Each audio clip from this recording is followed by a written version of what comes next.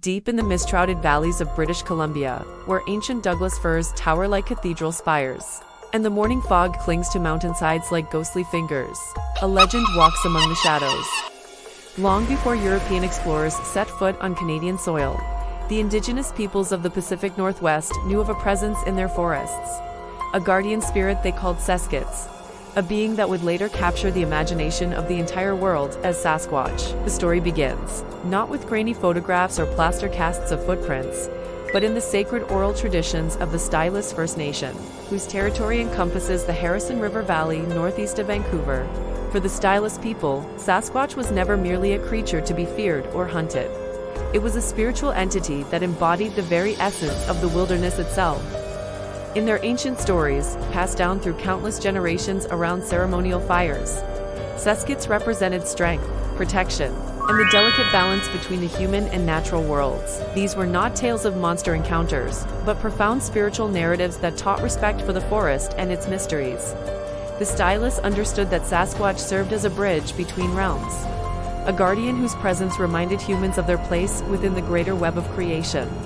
The being was so central to their culture that it became incorporated into their tribal logo and flag, a testament to its enduring significance in their collective identity.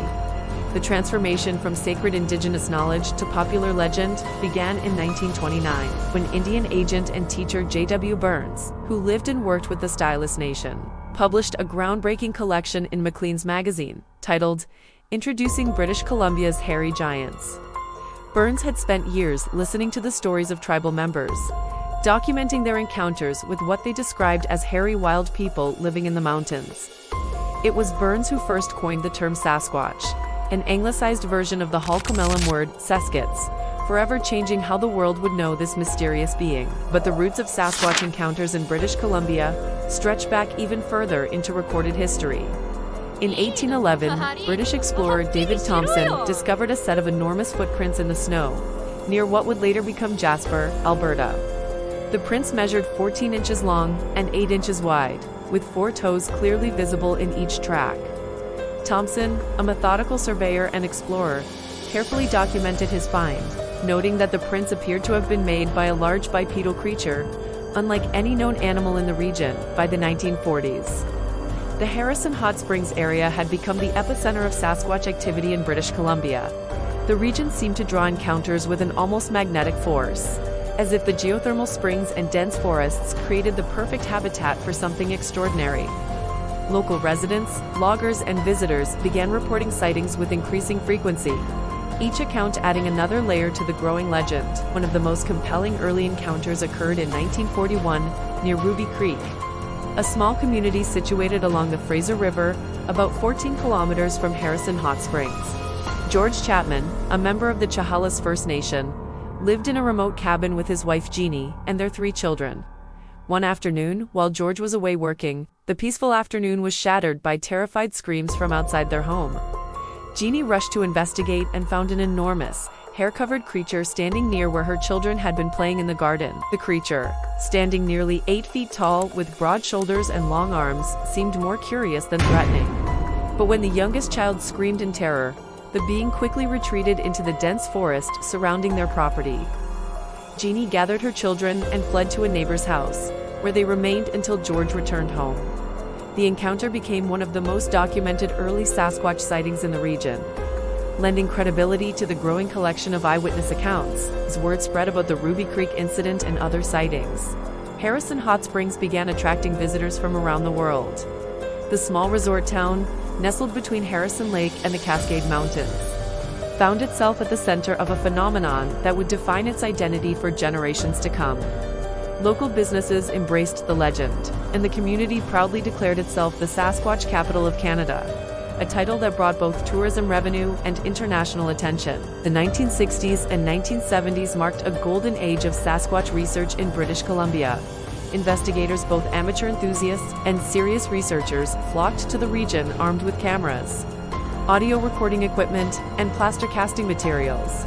They combed through the mountainous terrain around Harrison Lake, Pitt Lake, and the remote valleys of the Coast Mountains.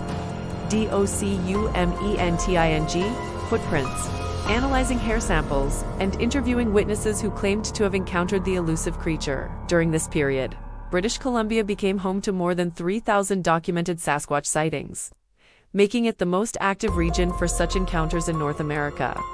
The concentration of reports around Harrison Hot Springs, Whistler, Squamish, Hope, Mission, and Vancouver Island created a pattern that suggested either a stable population of unknown creatures or a landscape particularly conducive to extraordinary experiences. The sightings were not limited to brief glimpses through forest undergrowth. Witnesses reported hearing distinctive vocalizations echoing through the valleys at night. Long, haunting calls that seemed to communicate across vast distances.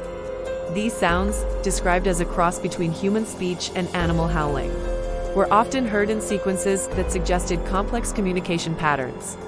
Local residents became familiar with these nocturnal serenades, some reporting that the calls would continue for hours, moving through the forest in patterns that indicated multiple creatures responding to each other. Modern technology has brought new dimensions to Sasquatch research in British Columbia.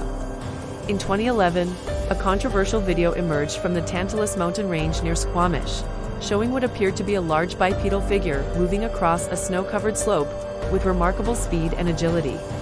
The footage posted to YouTube sparked intense debate among researchers and skeptics, with sophisticated analysis attempting to determine whether the figure represented a genuine unknown creature or an elaborate hoax. The Indigenous perspective on these modern investigations often differs significantly from the approach taken by cryptozoologists and monster hunters. For the stylists and other First Nations communities in the region, the increasing commercialization and sensationalization of Sasquatch encounters represents a misunderstanding of the creature's true nature. Elder Henry Charlie explains that for the Squamish people, Sasquatch serves as a guardian spirit that protects the wilderness, existing as a sacred bridge between human and natural worlds, rather than a mere biological curiosity to be captured or proven. This spiritual understanding adds profound depth to the Sasquatch phenomenon in British Columbia. Rather than viewing the creature as an undiscovered primate or evolutionary relic, Indigenous traditions suggest that Sasquatch exists in a liminal space between the physical and spiritual realms. These stories often carry moral lessons, warning against disrespecting nature or venturing too far into sacred areas without proper preparation or intent. Today, Harrison Hot Springs continues to embrace its role as Canada's Sasquatch capital, with a mixture of tourism, promotion, and genuine respect for the cultural traditions surrounding the legend. Each June, the community hosts a Sasquatch festival that brings together the Stylist First Nation and visitors from around the world for a weekend of storytelling, cultural education, and celebration of the region's unique heritage. The event serves as both entertainment and education, helping visitors understand the deep cultural roots of the Sasquatch legend, while respecting its sacred significance to Indigenous communities. The story of Sasquatch in British Columbia represents far more than a simple cryptozoological mystery.